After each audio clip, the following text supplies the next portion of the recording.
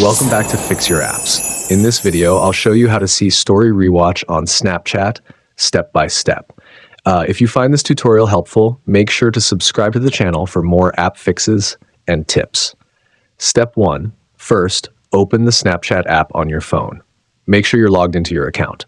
Step 2. Next, tap on your profile icon in the top left corner of the screen. This will take you to your profile page where you can see your Bitmoji, username, and other details. Step 3. Now scroll down until you find the My Public Stories section. This is where all your recent public stories are stored. Step 4. Tap on the story you want to check. If you've posted multiple stories, make sure to select the correct one. Step 5. Once the story is open, swipe up from the bottom of the screen. This will show you the story insights, including the number of viewers, any screenshots taken, and replies you've received. Step 6. If you see an icon with an eye and 2 overlapping arrows, that means some viewers have rewatched your story.